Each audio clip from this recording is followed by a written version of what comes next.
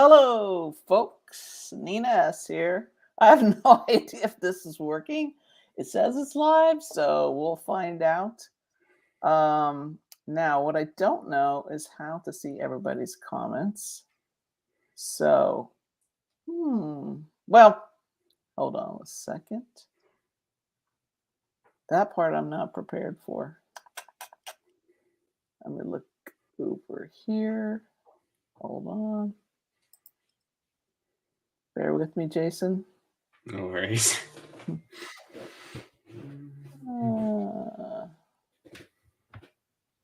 Okay. Oh well. we'll just we'll just we'll just go for this. Let me this is a little crazy. Sorry folks that are watching this live. It's what happens when you let a 65-year-old on YouTube. Let's see if this gets me. Nope. Okay. All right, so we'll just do this. And if you're watching out there, sorry I can't let you in the conversation. But if you could just type in the live chat any comments you might have or questions you have for Jason. So I'm going to introduce my guest tonight is Jason Pfeiffer. Sometimes we call him the legend in our family. He is a freshman. Mockingjay is his other nickname. He is also he's completing his freshman year at Baldwin Wallace University in Berea, close to Cleveland, Ohio. And he just switched his major to business. But he is currently he's taking a sociology class, and I believe pop culture class. A pop culture. Is that part of your social? It's just a gen ed for just a for general ed. And so he wanted to talk to me about collecting baseball cards. Yeah.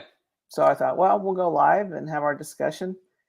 And sorry, I can't figure out how to read comments. That's for the next time. Anyway, all right, Jason, I think you said you have some questions prepared. I do, yeah. I got some questions here. So first off, Aunt Nina or Nina. You can call me Aunt Nina. Okay. They know me as Aunt Nina. Okay. When did you first start collecting cards? I first started collecting in 1969, 1970, which would make me about 12 years old. Okay. And that was the time the Cincinnati Reds were becoming really great. And in fact, they went on to win a couple World Series later. And honestly, Jason, I don't even know who bought me my first cards. I have no recollection of buying them myself. So I'm assuming Grandpa Sudnick bought them for me. I gotcha. And then you took a break and then got back into it, correct? Yeah. So I collected about 3 or 4 years. And then when I started getting into high school, got busy, schoolwork, work, playing sports myself. And so I kind of put collecting aside until the 80s. And Grandma Sudnick called me one night and she said, "Hey, do you know baseball cards are really popular again?" And I was like, "No." And by then I was working for Verizon Corporation. So I was able to go out and buy cards. And what I did is I bought basically complete sets of cards. Instead of busting packs open, I would just buy like the 1985 Topps set. Okay. What we didn't know, Jason, though, in the 1980s was that Topps and a couple other companies were mass producing cards. And there's so many cards from the 80s that, with the exception of some rookie cards or some Hall of Fame players, most of those cards are basically worthless today because there was just too many of them. Oh, wow. And they were kind of cheaply made. And that's through the whole 80s? For a good part of the 80s. Late 80s, things started to change a little bit. And then the 90s got to be really interesting. That's when they started producing all these kind of shiny, cool cards. Anyway. Okay. But I pretty much just did a little bit of the 80s, and then I stopped again because I was like, why am I doing this? Yeah. So when did, I know there's a change like when you started like getting really into it once again. right? This was more recently within probably the last 5 years, right? Right. So in 2016, sadly, my dad, your grandpa, passed away, and he and grandma used to watch Cleveland Indians, then now Guardians, games all the time. And so I was like, I feel bad because grandma doesn't have anybody to watch and talk about the games with. So I started watching them. And, of course, that was a great year. Um, Yeah. we got to watch the World Series at what the water park in Cleveland. What's that place called? I can't think of it. Remember where we went for the math award in Oh, Kalahari. Kalahari? There you go, Yeah. Kalahari. Again, advertisement.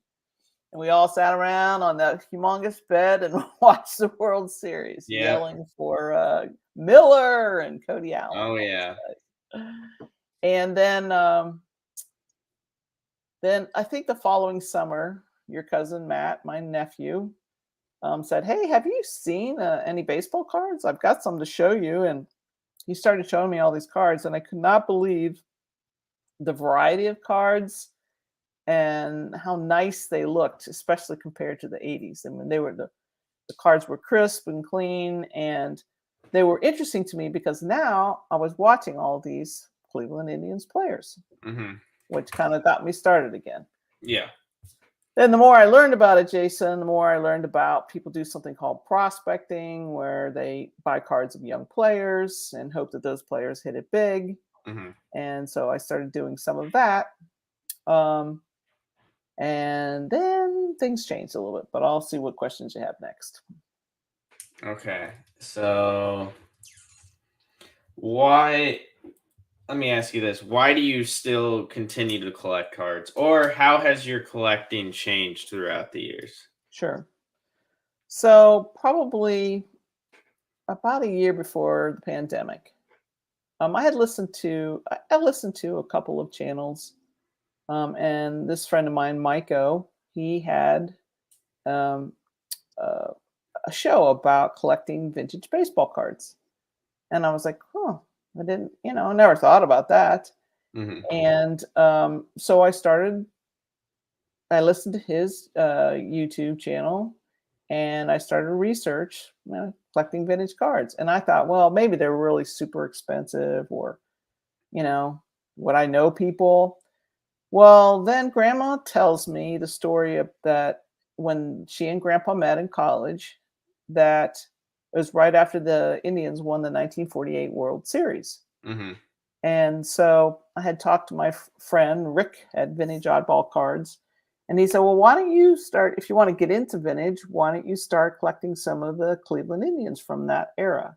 And that helped me feel like, I'm a little more connected to grandpa and grandma, especially Hmm. grandpa. Like, I wonder who he cheered for. Yeah. Okay. Um, so, and also the good thing about vintage, Jason, is some people, I mean, you buy cards because you enjoy the game, but you also buy cards to have an investment. Hmm. And so vintage cards are usually worth a lot more, especially of Hall of Fame players, because they've been proven. Like, the young players, the prospects, we don't know, they could, Hmm. hurt, get an injury and never play.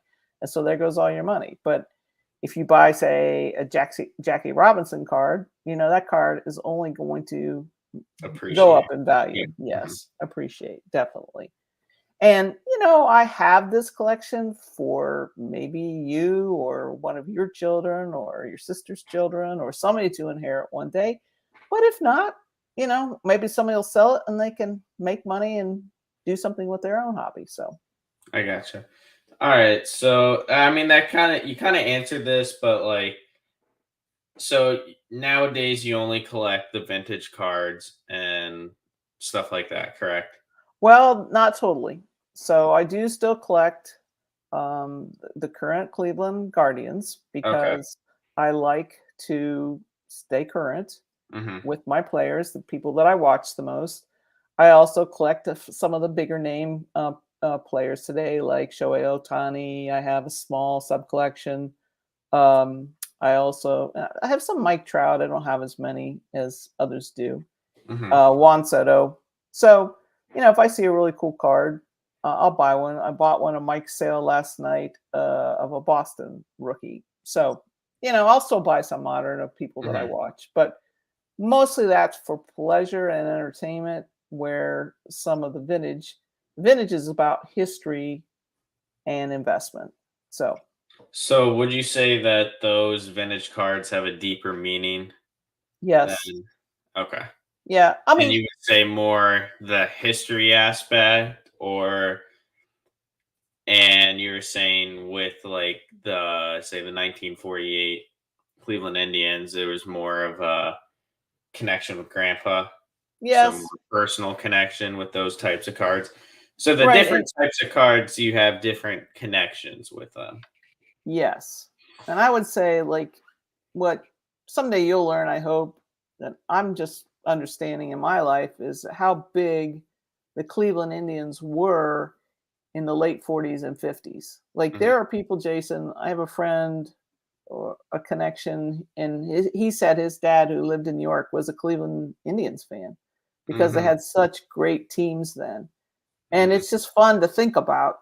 We still wish for a World Series. We came close in 16, mhm, but I also, they also won the series in 1920, and so I've been trying to collect some of those players, and some of that is to connect to your great grandfather Ross, your grandma's dad, who loved to play baseball, and I think that he probably had some of these cards at some point in mhm, his life. So, mhm. but yes, so it's about the history, understanding the era, and staying connected to family. Okay. Now, this you might not have an answer to it, but why do you think these cards have value? Like Mm. they're like not trying to like rain on a parade, but it's just No, like a it's piece of true. paper.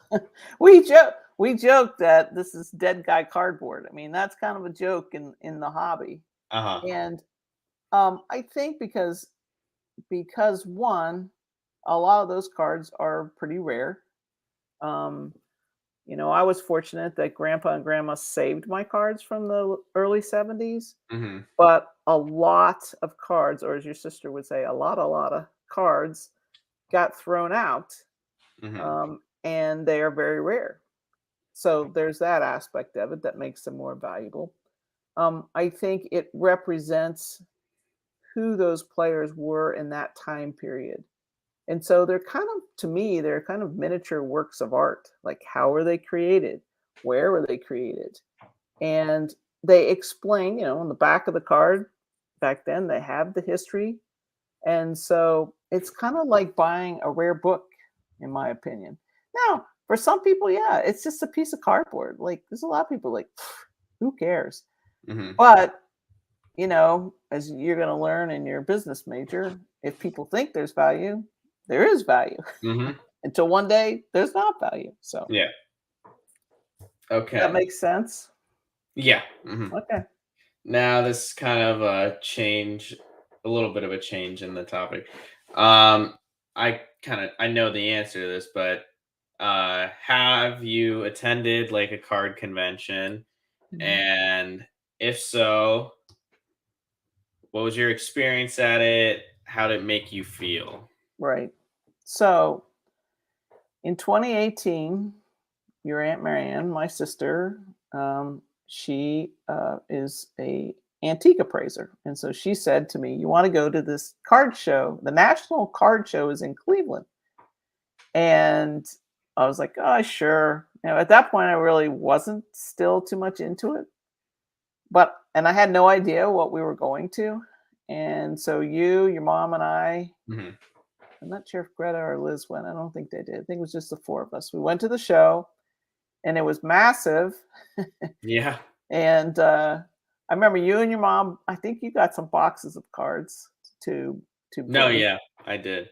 and I got an autograph of Francisco Lindor, who was an Indian at the time, and Jose Ramirez, and um, I bought some other individual cards, but it was pretty overwhelming, and I didn't really know what I was getting into. Hmm. Um, Now, fast forward to today. like all my friends in the YouTube community here, they all go every year to the national. It's usually every other year in Chicago, and then either Atlantic City or Cleveland. It's coming back to Cleveland next year. Okay. And they all meet up and they get together and they buy cards and they talk about cards and they have a good time. They go to dinner. There's a group of them, they call themselves the Misfits, and it just, they just have a good boys slash girls weekend. Not, I don't think too many. Well, there's some wives that go along. Mm-hmm. And so there's that sense of community. So again, like, why do you collect? Well, sometimes, it's like you and your friends. You get together because you have something in common you want to do or talk about. And Mm-hmm. that's how the card community is. I mean, I've also gone to smaller shows. There's one actually in Strongsville that I missed a couple weeks ago. Some of my friends went to, but then I go to, little shows. I don't think you went with us one day down to Amish country, but Okay. it's just fun just to meet dealers who know Mm. a lot about the cards too. So I know we have one in Medina here. Nice yeah, cards. it's vintage, vintage triple play vintage. And my buddy Scott Reindeer Studios was the guy who introduced me to that store. And I pick up a lot of, as these of my friends know, and I think anyway, I'm collecting the 1952 Bowman set. So I Mm-hmm. like to go there to find some cards. And I Yep. believe your dad bought you a couple of, at least one, Bob Feller autographed baseball. Yeah. Mm-hmm. Yeah. Oh yeah. So shout out to Triple Play Vintage in Hudson, Ohio. Okay, so next up, you kind of already answered this, but say like on a weekly basis, how like involved do you get with the card collecting? Is it more like a here and there thing? Do you do it every day? Mhm. Or is it only when you have meetings or just when you have free time? Or is it kind of like more of like, okay, at this time, 3 p.m. each day, I'll do something involving cards? Good question. I don't have any really set pattern. Um, Sometimes I'll buy a whole bunch and then I'll stop for a little while because I don't want to get overwhelmed with my cards. In fact, if I look over my shoulder here, I have a big stack of 52 Bowman cards that I would like to research. And so I kind of put a hold on it. It's mostly, I would say, Jason, if we could actually see what people were commenting. A lot of it's about your budget too, right? I Uh-huh. mean, any kind of collection. If you don't let's say you collect tennis shoes, Hmm. you got to have a budget for these things, or it can bankrupt you. Hmm. So for me, it's more about how much money I want to spend, which, we each have our own private amounts that we like to spend. Hmm. And also to have a little money saved aside in case, a big card comes along. You're like, whoa, I gotta have that. It's Okay. one of my favorite cards. So Hmm. I would say, Jason, in any given week, um, I buy a few cards. So Okay. Um, how often do you say like attend or host like some of these like meetings here, like on live mhm, stream or do a chat room with fellow collectors? right. So there's good question. So every well, I won't say every night, every Sunday night. Many Sunday nights. A good friend of ours, Alex Bowman 53, has a live stream for um, people who are interested in vintage cards. Um, so that's a pretty regular basis, and he's on there for anywhere from an hour to 2 hours. And sometimes he will have guests, and I've been fortunate enough to be a guest a couple of times. Hmm. Then a lot of my other friends, like Don Field of Dreams, he and his buddy, the Wade Boggs collector, they have a live stream. Big Scott 35, he is like he's got a couple live streams a week. Um, so and then oh, I think I just lost Jason. Ah, this is how. So I'll wait for a second and hope that he comes back on here. For he knows he's not on there. Dun, dun. Here he comes. Happened there, it just bugged me out. What happened? I don't know. I have no idea. Anyway, so I have a friend, Mike O, who has live card sales every Tuesday night, and I don't always buy a lot of cards, but I go and chat with people. So Okay. also sometimes we'll have little group text messages where we'll say, "Hey, look at the card I got today. Oh, that's cool." So Okay, I gotcha. And close kind of with wait, one more. Let me add one more point yeah, to that. go ahead. What's really fascinating is that of all these people I know in this YouTube community, I've only met a handful of them in person. But it's, you're of the generation where that's no big deal. You told me one time, like, you play video games with kids all over the world, which is fascinating. And Yeah. to me, I mean, that's kind of what makes the world, that's what makes social media kind of a cool thing, or gaming, because you can't connect with people all Yeah. around the world. So where's that one young man from? Was it Africa or something? Yeah, he was from Africa. Yeah. Yeah. I mean, and I don't know. I know I got a package in the mail one time from some folks who said they were fans of mine and they live in Japan. So it's like, wow. okay, Dang. you never know. Yeah. Exactly. All right. What was your? You said you had a final- kind of close with what is your favorite card that you have, or most valuable card that you have, or just something that's more. You could start off with your favorite one, and then maybe something that you kind of have more of a personal connection with, or it could be the same card. Right. Like I mentioned a few minutes ago, when I started collecting vintage, and my buddy Rick encouraged me to pick a Cleveland Indian, and that person was Larry Doby. And so I would say every Larry Doby card I own would be my absolute favorite card. Okay. And he doesn't have that many cards. In fact, his rookie card, well, he doesn't have that many vintage cards that where he's a Cleveland Indian. Let me correct that. Okay. But like his rookie card, it's way out of Aunt Nina's budget.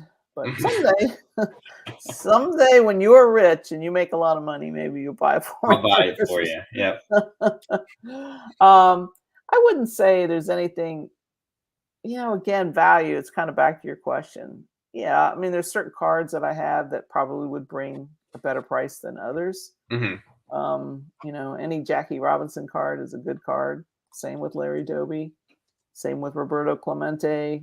I mean, the list goes on. So, I'm just curious, when I say Roberto Clemente, have you ever heard of him? I have, yeah. Okay. I used to read these books.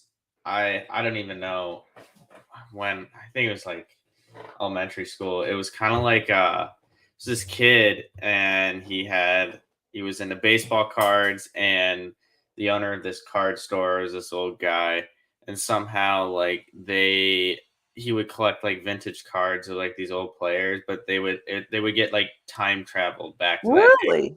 Will you look that up for me and message that to me later, and I'll put it in the comments? So Yeah, no, I forget. I don't even know who it was by, but I remember there's one like Roberto Clemente, there's Mickey Mantle, Shoeless Joe Jackson, wow.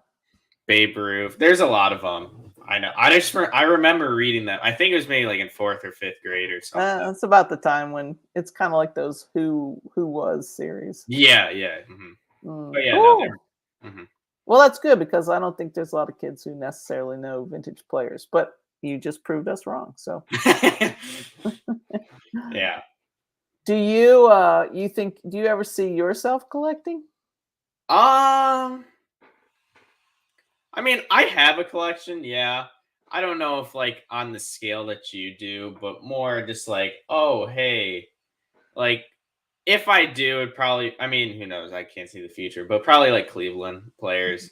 I mean, I kind of got my own kind of like Cleveland shrine started, like right, with a lot of different Cleveland sports memorabilia. And yeah, I was actually Darius Garland. has the chip brand like Crunchland, and he came Mhm. to our grocery store to promote his chips, but they wouldn't let Really? us get autographs, and I was really Oh. mad about that. Did you get to at least meet him? Yeah, no, I gave him a little Yeah. fist bump, but yeah, Nice. it was funny. Yeah, no, I mean it was cool. It was a cool experience because I guess a couple years previous, Nick Chubb came when he was like promoting his cereal. But yeah, Oh, no, it was pretty neat. I was kind cool, of cool. salty that whole day though that I couldn't get an autograph or a picture, but it is what it is. Well, and I think, um, what's really great for your generation of Cleveland Guardians fans is this long-term extension of Jose Ramirez Yeah, because so many guys these days just get traded. I mean, look at how many people have been traded who were really good, great players since you've been watching. yeah, And if we think back to the guys we watched in the 16 series, most of them are not a Cleveland Indian anymore, except for Jose. So I can't think of any. I don't know. Maybe I don't know if any of the pitchers, but I think it's I don't know. You can correct no, me. I don't, because I think Bieber was pretty soon after the series. I don't think he pitched in the series though. I'll have to Okay, look. that's crazy.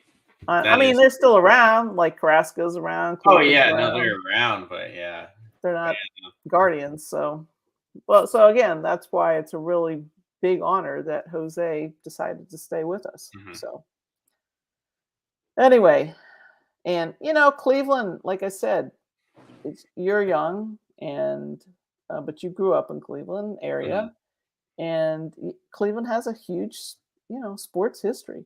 The No, Brown. and I think that thing too, just like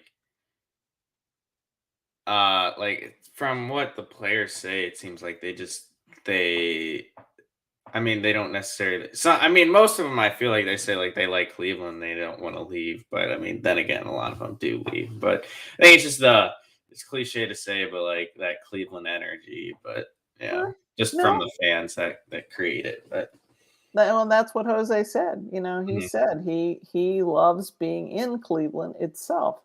So, and he's giving back to the community too. I think there's some fields on Clark Avenue or something, and he was going to help rebuild. We'll have to go check them out next time we're Nice, there. nice. So, Okay. and Jason and I, just so you all know, we got to go to a home run derby in Cleveland Hmm. when Big Pete Alonso won his first home run derby title. That was super cool. No, that was great. Yeah, I mean, wasn't the outcome I wanted, but I was No. cheering for Vladdy Guerrero Jr. Yeah, Yeah, no, well, it was a good time. it was fun, and Jason and his sister and his cousin and aunt and I, we all went to spring training a couple of years ago, and that Mhm. was great. I think we'd all like to do that again No, sometime. yeah. Fun No, it was time. fun. It was a good time. But most importantly, we go cheer for the Guardians every summer. So, Oh, yeah. Mhm. all right. Well, what Alrighty. else do you need for your paper? Anything? I think that's about it. But yeah, Okay. thank you for being a gracious host on the Chronicles of Nina, allowing me to tune in and be a guest speaker on here.